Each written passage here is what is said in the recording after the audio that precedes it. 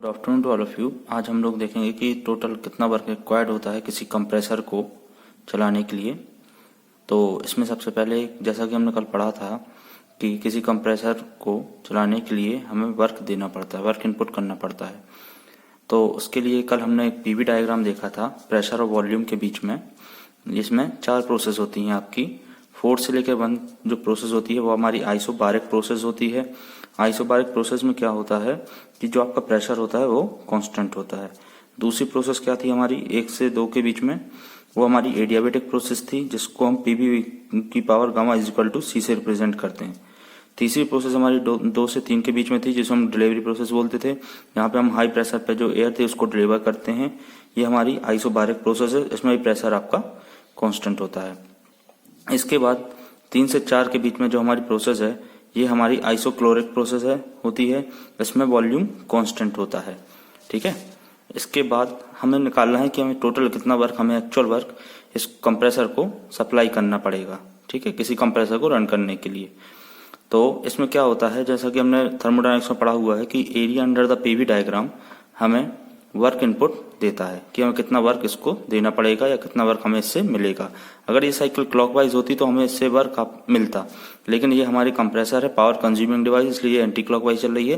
तो हमें इसमें क्या है, वर्क इनपुट करना पड़ेगा। तो इसका जो एरिया है जो हमारा 4, 1, 2 और 3 के बीच में है, ये हमारा एरिया इसका एक्चुअल वर्क इनपुट हमें देगा। तो इसके लिए हम क्या करेंगे, वर्क निकालेंगे एक्चुअल हर प्रोसेस का अलग अलग, उसको हम ऐड कर देंगे तो हमें टोटल वर्क मिल जाएगा। ठीक है। तो सबसे पहले हम प्रोसेस 4 से 1 के बीच में, अगर 4 से 1 के बीच में अगर वर्क इनपुट निकालें तो वो क्या होता है हमारा, वो होता है हमारा P, जो हमारा प्रेशर है। 4 से 1 हमारी आइसोबारिक प्रोसेस है, इसलिए यहाँ पर प्रेशर 1 और 4 पे इक्वल होगा। ठीक है। तो प्रेशर हो गया हमारा P1 और V2 माइनस V1 होता है, मतलब कि जो लार्ज प्रेशर है माइनस स्मॉल, तो V1 माइनस V4 हो जाएगा। तो प्रेशर वर्क इनपुट कितना हो जाएगा ड्यूरिंग आइसोबारिक प्रोसेस 1 से 2 में, P1 V1 माइनस V4। अब हम बात करते हैं प्रोसेस, ये हो गया हमारा P1 और V1 हमारा वॉल्यूम है, जो यहाँ पे दिया हुआ है इस लाइन पे, ये हो गया हमारा V1। ये जो हमारी लाइन है और यहाँ पे हमारा आ जाएगा V2। अगर हम इसको यहाँ पे परपेंडिकुलर ड्रॉप करें, ठीक है, और यहाँ पे हमारा V3 is equal to V4। तो क्या हो जाएगा हमारा P1 V1 माइनस 0, क्योंकि हमारा जो इनिशियल पॉइंट है वो 0 पे है, इसलिए P1 माइनस V1। अब हम वर्क इनपुट निकाल लेंगे ड्यूरिंग एडियाबेटिक प्रोसेस 1 से 2 के बीच में।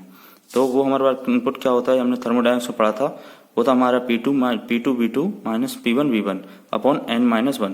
अब यहाँ पे इसमें आगे माइनस साइन इसलिए लिया है क्योंकि इस प्रोसेस में अगर हम देखें तो हमारा वॉल्यूम क्या हो रहा है, डिक्रीज हो रहा है।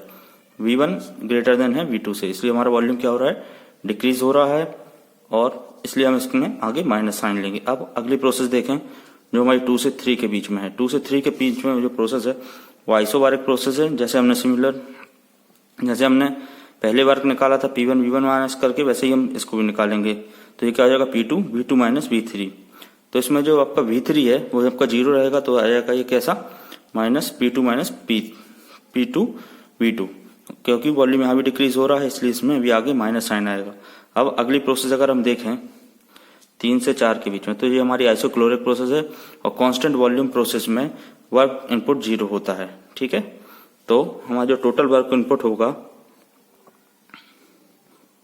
वो होगा, तो हमारा टोटल वर्क इनपुट क्या हो जाएगा इसमें, अगर हम देखें तो टोटल वर्क इनपुट क्या हो जाएगा, P1 V1 जो पहली प्रोसेस में था, प्लस जो माइनस साइन के साथ ये लिया हमने ड्यूरिंग 1 से 2 प्रोसेस में क्या होता है वर्क डन, और ये तीसरी प्रोसेस में, चौथी प्रोसेस में। जब हम इन सबको ऐड कर देंगे तो हमारा आ जाएगा work P1 V1 minus P2 V2 minus P1 V1 upon n minus 1 minus P2 V2, और यहाँ पे फोर्थ प्रोसेस 0 था, इसलिए इसको निगलेक्ट कर अलग कर दिया। अब हम क्या करेंगे, P1 V1 को एक ब्रैकेट में ले लेंगे और दूसरे प्रोसेस को साइड में। अब यहाँ से क्या किया हमने, माइनस को कॉमन ले लिया, तो माइनस माइनस प्लस हो जाएगा, और अपॉन n माइनस 1। अब इस पूरी प्रोसेस में देखें अगर हम P1 V1 minus P2 V2 और यहाँ पे P1 V1 minus P2 V2 है। हम क्या कर लेंगे, इसको कॉमन ले लेंगे तो हमारे पास क्या बचेगा 1 plus one upon n minus 1। अब इसका हम एलसीएम लेंगे तो ये बन जाएगा n minus 1 plus 1 upon n minus 1 P1 V1 minus P2 V2। अब 1 से 1 को हम कैंसिल कर देंगे तो हमारा क्या आंसर आ जाएगा n upon n minus 1 P1 V1 minus P2 V2।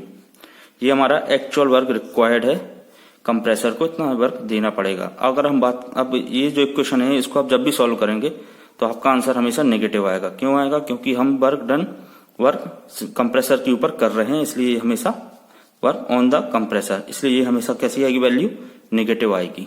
Thank you.